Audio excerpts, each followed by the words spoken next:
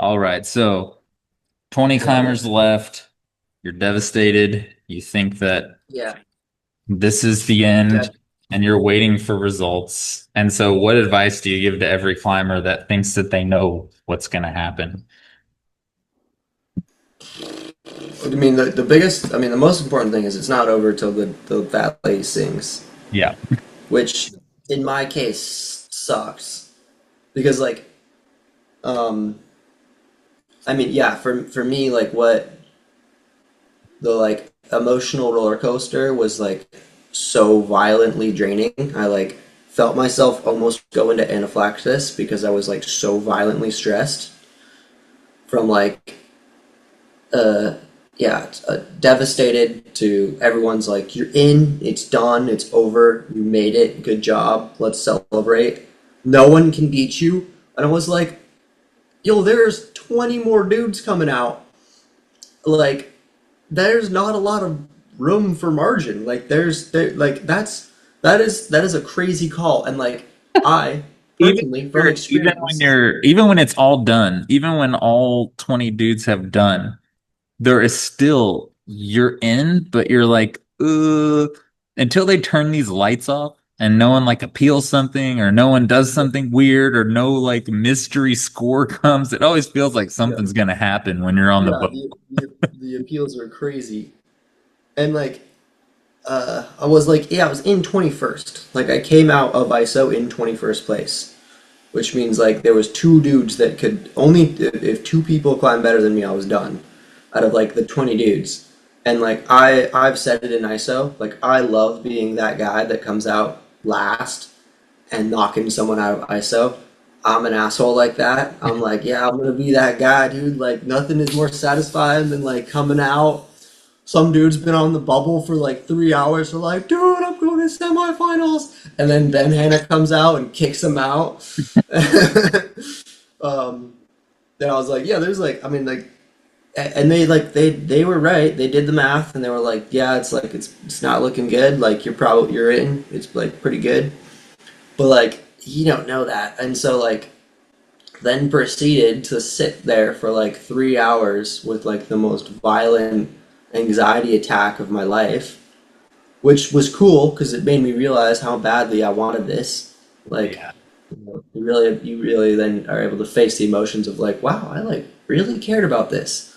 I've just been lying to myself for the last 4 months to keep myself from stressing about it. But Yeah. like, I care.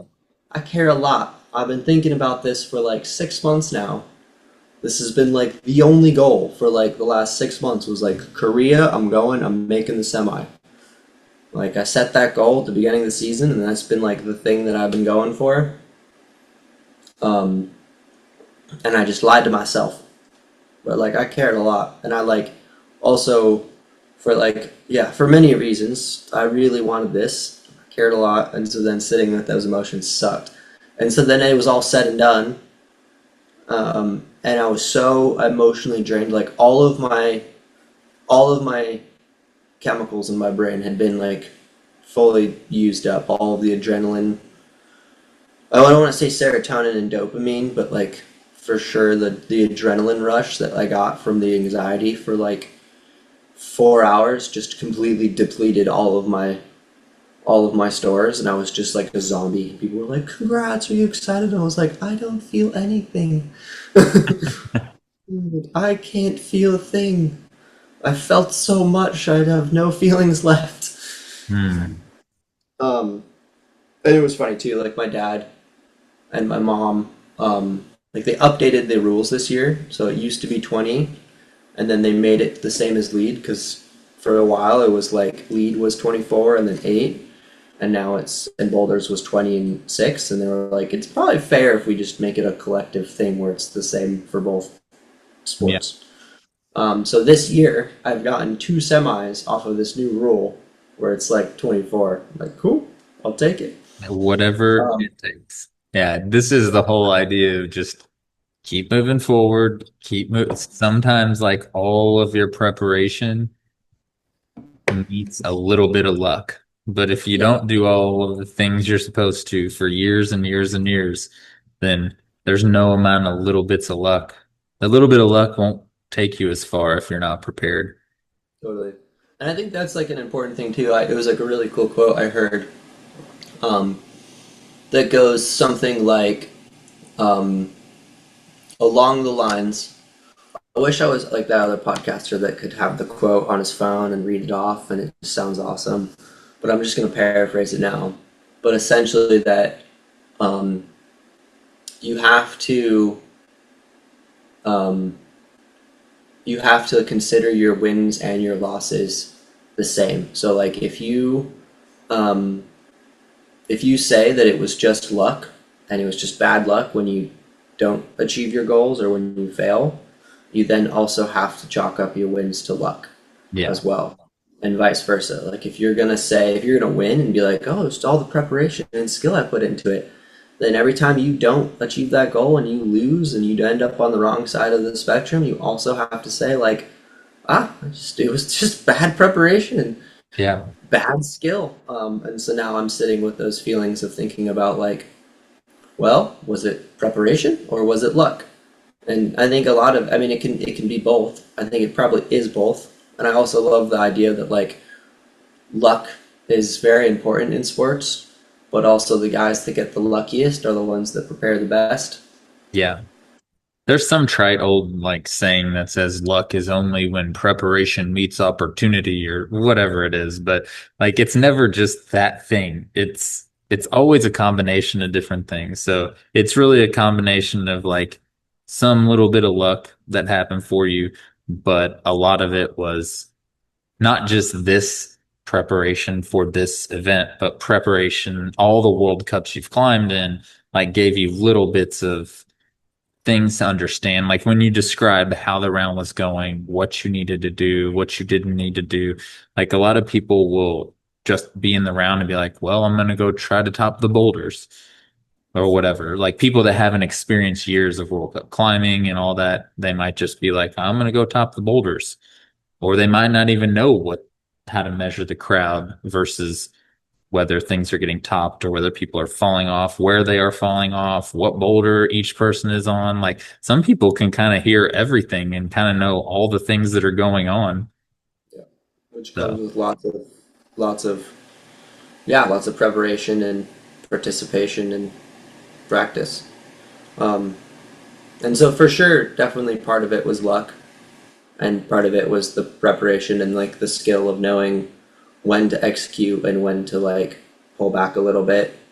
And of course, like I try my hardest on every boulder, but there is definitely different mindsets that go into each boulder. Like there's the Serato boulder that's just absolutely cooked, and I'm like, I don't really need to like fry myself on this boulder. I need to flash to zone, and then I can chill yeah. because that last hold is not usable. And so, like, one dude will do it, maybe two. I doubt it. I looked at the results, and it was like, um, I don't think anyone did that boulder. I can actually pull up.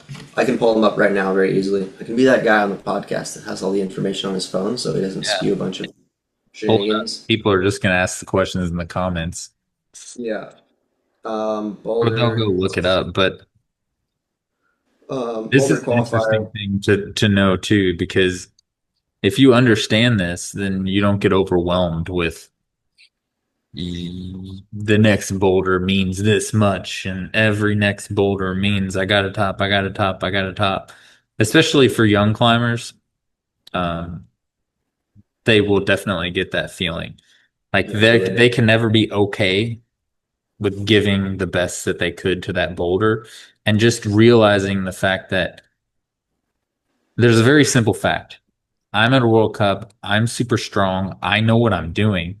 So if this feels absolutely impossible for me, then it's going to feel impossible for, like you said, everybody but one or two freaks. Yeah, And totally. so then you have to be like, you have to put that in the perspective of the round. And that allows you to do better on the rest of the boulders. And so that would be a good message for young climbers, especially like if something feels super hard for you, then it's going to feel super hard for everybody. And if you're able to do that, then you're in great shape.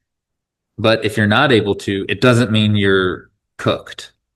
Yeah. to use Ben language. You're not cooked if you don't do the hardest boulder. You Yeah. are cooked if you don't do the easy boulder. That's for sure, though. Yeah, that is a bummer. Uh, so yeah, results. Um, there was one. Toby is the only person to top the first slab, and it got 1, 2, 3, 4, 5, 6, 7, 8, 9, 10, 11, 12, 13, 14, 15, 16, 17, 18, 19, 20, 21, 22, These are all 22. attempts to top. No, these are people that zoned it. So 22 people zoned it, Oh. and Toby's the only person to top it. Boulder 2 was the boulder you needed to do. That one got a lot of tops. Boulder 3 got two tops and a lot of zones. And then Boulder 4, which was the one that I was like, this one's really hard. I was like, this is one you don't need to do. Uh, no tops. No one topped it. I was like, don't need to do it. It's just wasted skin. Which, of course, you should try, but like, I was like, okay, maybe this gets two tops. Like, I don't need to, you know, I don't need to do it. And then the last one So was what do got a you lot of do? What do tops. you do in that instance? Do you give it one really hard good go, or do you give it two goes? Like, how do you decide? And this is something that we could talk about. Um, we could talk about it later in terms of like energy system stuff, but we Yeah, could just talk about it right now too. Like, yeah, go how do ahead. you manage a boulder that you think you can do time wise? And how do you manage a boulder that you're pretty sure doesn't go time wise and attempt wise? Yeah. So that is gonna be, it's gonna depend.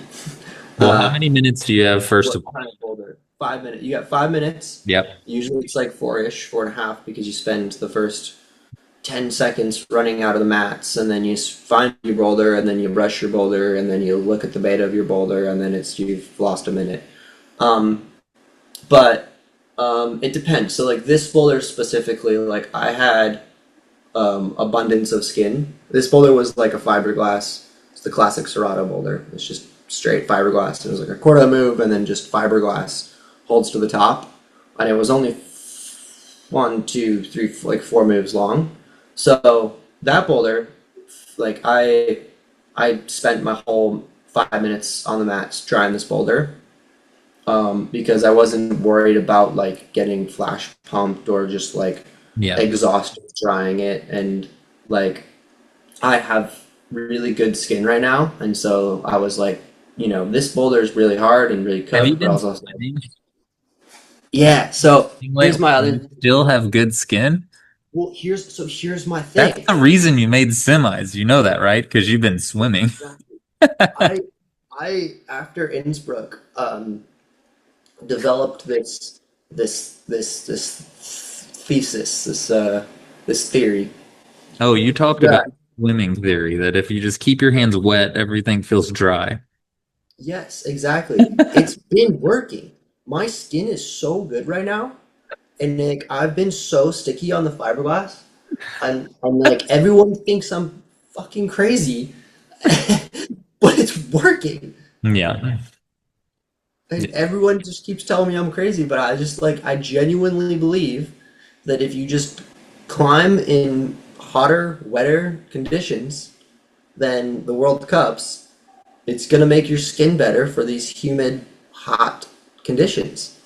And it's working, and everyone's like, "You're crazy. This is stupid. Why would you do this?" And I'm like, I got good skin. So there ain't no arguing with that. And it's really funny that we talked about just eating Swedish fish. What did, or no, it was, Sour Patch Kids. Sour Patch Kids. Sour Patch Kids and eggs. Isn't that what you said you eat for breakfast? When did I say this? Was I this don't on the know. Nerd Some last podcast? time we were talking about Sour Patch Kids and eggs are the key to sending. And then it's really funny because I've been listening. Have you listened to the Climb Sci podcast? Mm-mm. Oh, that thing is worth a listen for Okay. sure. Um, because of all the like books I've read and all the stuff I've listened to and climbing and strength and conditioning, like every single episode kind of blows my mind to they get really deep into the science of stuff. So it might not be good for everybody, but for like coaches and like specialists, I think it's really important to listen to because they really break down um, like the way recovery works, the way like all the macronutrients like protein and carbohydrates and fats, like they break down how exactly it works. And they have really shot a bunch of holes in a lot of the like heavy meat and fat eating diets and programs that people are doing. Yeah. And the funny thing is that their number one supplement, they did a show on supplements, and their number one supplement is carbohydrates. Yeah. Just eat carbs, bro. Yeah. You need to be loaded up on them. You need to eat them. Yeah. Yeah. So I Those. started eating a lot more carbs lately, and yeah, all my workouts are going way better. Oh yeah. But yeah, Yeah. they talked about Sour Patch Kids specifically in that. Yeah. Like he talked about just crushing Sour Patch Kids at the crag.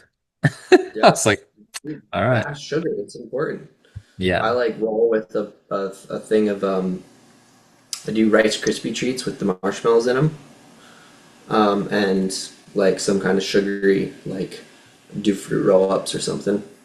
Yeah. It takes apparently about 15 to 20 minutes um, to get the effect of it. Yeah. Uh, the other thing that I had my mind changed on a little bit is creatine. Yeah. Um, I shied away from creatine for like performance. Definitely used it for training, but leading into performance and especially rope climbing, I found that I just got real pumped real fast on it. And I Yeah. just thought that that was the creatine. And it could have been a bunch of other things, but yeah, I don't know. What they're explaining in the research says that the opposite should happen. Yeah. Um, Yeah. It's one of those things where it's like, a percentage, a small percentage benefit, and it's like correlation is not causation. So it's like, oh, I started taking creatine and then I felt terrible. It's like you probably got like a 2% benefit from the creatine, and then you didn't sleep for a week straight because you were like stressed about something else, and then you were like, I feel terrible. It's like the first time I started taking creatine, or like second time, I like started to load up on it before a Thanks comp, for climbing. and I gained a bunch of weight, and then Yeah. felt terrible, and had a bunch of sessions that were super bad, and like was just like, oh, I feel horrible, and I'm fat, and this sucks, and creatine's terrible, and blah blah blah blah blah. And it turned out I had COVID. Yeah. I like Yeah. started taking creatine and then got COVID the next day, and was just climbing with COVID for like 2 weeks before I like was symptomatic. Like I just like maybe it was a week or whatever, but I just was like sick, and then finally was like, I'm gonna go get tested, and they're like, yeah, you have COVID. And I was like, oh yeah, I'm just like violently ill, and that's why I'm like feel terrible. It's not the creatine; it's the fact that I'm fighting a virus. Yeah. Yeah, it was hard. It's hard to like you think that feeling super light and thin is going to make you stronger or climb better because you see a lot of super light thin people do that. But then you take creatine and you eat carbohydrates, and carbohydrates make you retain water. I think every gram of carbohydrates makes you retain like 3 grams of water. And then creatine makes you retain water. But it's like you take creatine, you eat carbohydrates, and it's like jet fuel for your muscles. Yeah, So you may gain 5 or 6 pounds, but you can pull 30 plus pounds more. yeah, So exactly. it's like whatever you're losing in water retention, It's better for like function and all that.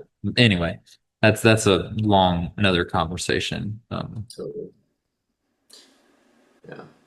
But to circle back, um, it depends on how long and powerful and strenuous the boulder is, and Yeah. like what you're losing to try it versus what you could potentially gain to try it.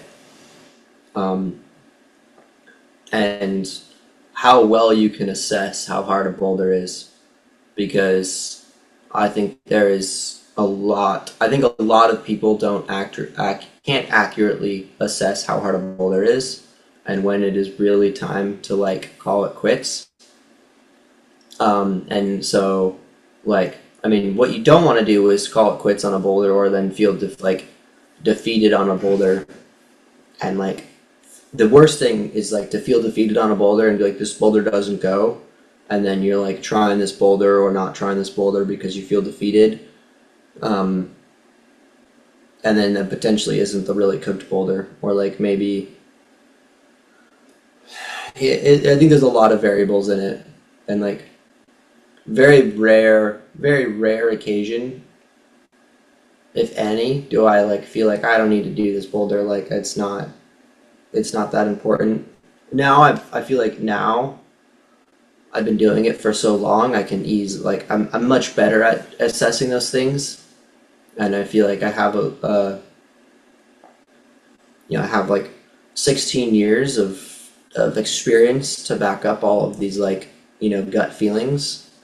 But like for most people, those gut emotions are not accurate.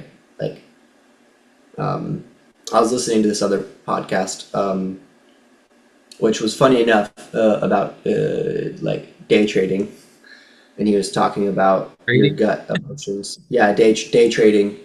Um, and I think his assessment of like your gut is very similar to what I feel about like bouldering comps. Like in this very almost the same idea of like he's like, oh, like there's the occasion where I'll trust my gut and I'll like have an idea of where the market's gonna go and like I know it, but that gut feeling comes from 20 some years of trading, or not, maybe for him it was like 10 years of trading or whatever, but like he has the 10,000 hours of day trading and like market time, and like has been, he's watched the market every single day for the last like 5 years.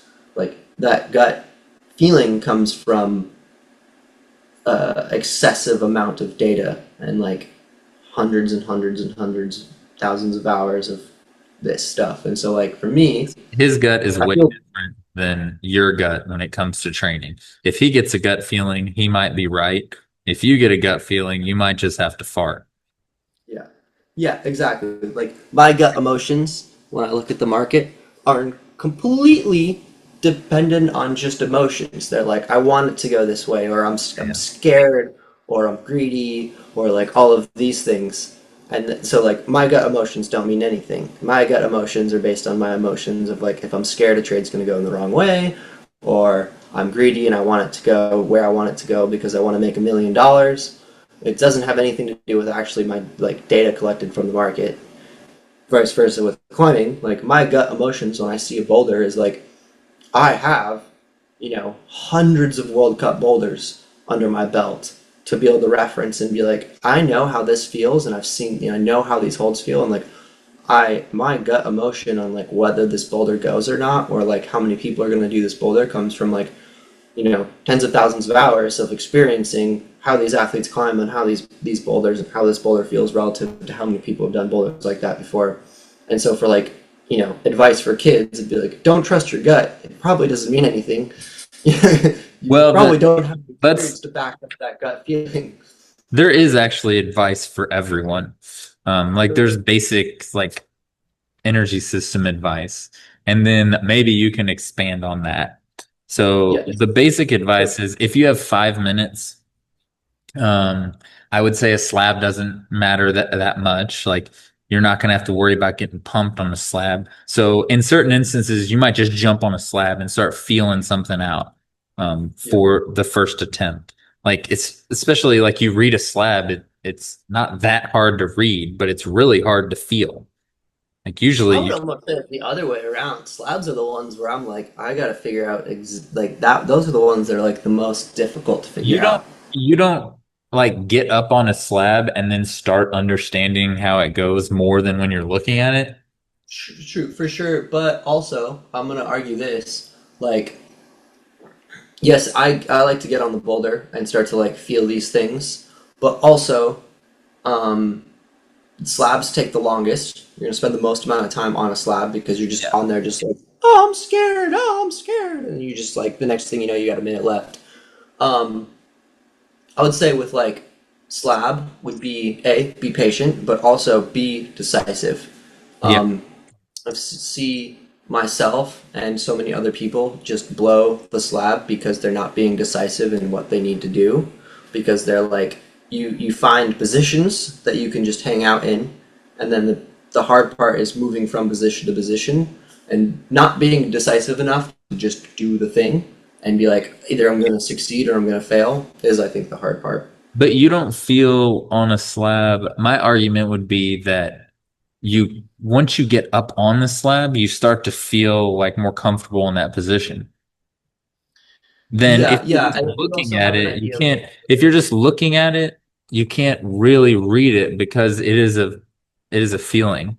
So like you could spend all this time like looking at it and trying to read how this goes and how that goes, but until you actually get up on the slab and like settle into each position, it's kind of hard to read. yeah. So, And you can collect more data as you're going, and be like, that didn't work, that did work. And then too, like with the power boulders, just throwing yourself at a power boulder is just a waste of energy. Like you need to make those attempts count well, that would be my because general advice. My general advice would be like you have to look at first you have to look at what full recovery takes.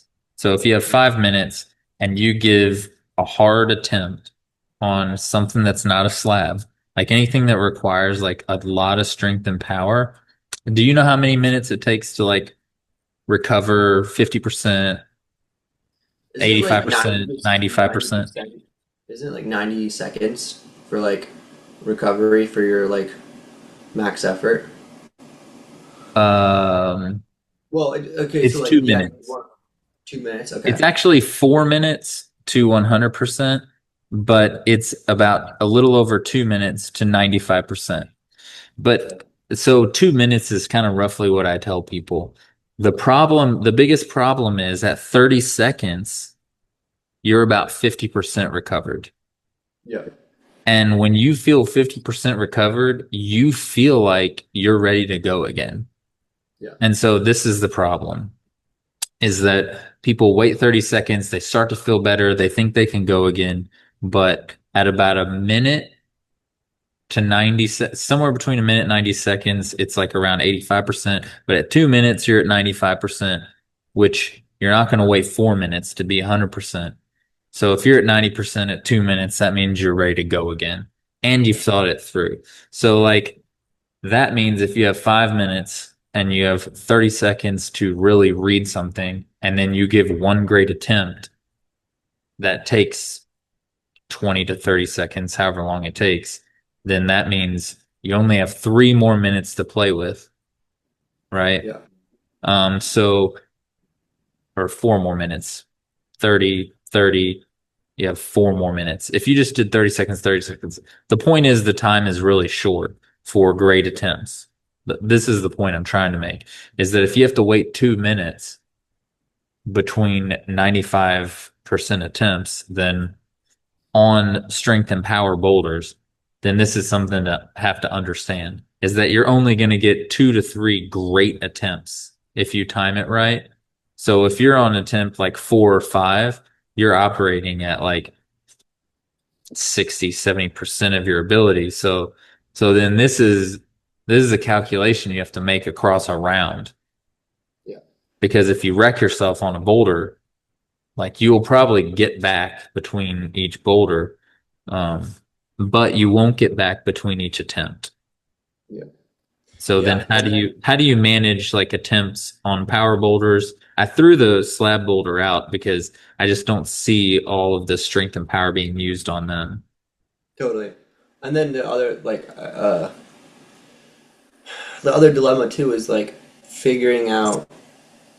So there's like there's the raw power boulder that you want the 2 minutes of recovery from, but then there's like the boulders that are less of your threshold but just tricky to figure out, and it's like something I've thought about and worked on is like trying to get to the point where I can give like 5 attempts on a boulder, like being strong enough and more powerful enough than the boulder and fit enough than the boulders that are being asked of me that like I can spend now more attempts to try to figure out the boulder and climb it right than I need to like because realistically if you only get 2 attempts or 3 attempts on a boulder you're giving yourself very little margin of error and then also very little margin for creativity because like half of the game, if not 75 to 80% of the game, is like figuring out the right thing to do, not necessarily having the energy system to do the right thing. Like, there's going to be that boulder that it's like, I need to jump to this crimp and just. But most of the boulders are going to be like, well, there's like 4 things I can do here, and which one's going to work the best? And like, how am I going to like. And you've got to run through this clock. Like, Boulder 3, the one I didn't top but felt like I maybe could have topped. There was like 2 other things that I really wanted to try that I think were maybe the way. And there was 4 other things that I wanted to try. And like I personally feel like I just didn't I like I had to gamble, right? It's like a gamble. You're like, okay, I don't know which method is the way for me. And I have a feeling and it's like, do I try the thing that's like goofy and a little sassy? Do I try the sassy beta, or do I try to just do it the way that looks like it's the intended beta? And Yeah. like this folder, I went with what felt like the intended beta, and like the options were you've got the cheetah ball, and you're on the pusher sloper, and it's this press move. Um, is like option one is you like try to palm like this, and I tried that twice, and it didn't work, and then I was out of time. But like the other things I wanted to try were like one was like maybe it's a Gur boulder, and maybe instead of trying to find the right position with the hips and stuff to be able to like delicately match, maybe I just palm and just and that was one option I wanted to try that I didn't try, um, which I wish I had tried. The other option was there was like a knee bar that was like kind of cheeky, but like could potentially have gotten me high enough to just be able to do one of these. Hmm. And then the third option was straddling the ball. Instead of trying to put my feet on it, just wrap my legs around it and try to squeeze my legs around it and then find a position to just squeeze with my legs. And like those are 2 cheeky betas that would consume 40 seconds each, plus the 30 to 40 seconds of rest. So like I've got to choose which one I want to do. And I didn't try any of the cheeky beta, and I didn't do the boulder. I wish I had tried the cheeky beta, but like also trying the cheeky beta and then not trying to just go the boulder would have been like kind of a bummer too. Yeah. Because then I would have been here, sitting here, being like, man, I wish I had just tried a little harder and done the beta that I knew was the right way. So it's like this gamble, and that's the thing is like you can wait 2 minutes for like a boulder like that. You're like, okay, do I wait 2 minutes to get 90% of my energy back, or do I just give it 5 goes and I try the 5 different things? Yeah. So you have to wait at least 1 minute. Yeah, You can't wait 30 seconds. You have to wait at least 1 minute between goes. Because then is if you're around 85% of your ability at 1 minute, then you are right. You could send boulders at 85%, but you can't send their boulders at 50%, right? Well, that's the argument you're making. Like yeah, when I say that these amounts of time for recovery, it is an amount of time for glycogen and creatine to get into the X ATP cycle and be able to be used. There's not like percent of your it's ability. not a thing that can be negotiated. Um, Totally. So then it's like how much, what percentage of my energy system do I need to do this boulder, right? yeah. And And can so I what do it to your gamble 50%? is that I could do this at 50%. Yeah, Or I'll wait a minute because it's going to take 85% of my strength to do this boulder. totally. And then that's the gamble. It's like and then that's also the game too, is like, maybe strength isn't the most important thing in World Cups, but if I can get, oh no, I'm at 10%. Um, if I can get strong enough that I can do these boulders at 50% and then have 5 goes to try to figure out the beta, that's where it's like it's pretty nice to be pretty strong. So then the argument is it is it easier to get strong enough to increase your capacity that way, or is it easier to get smart enough?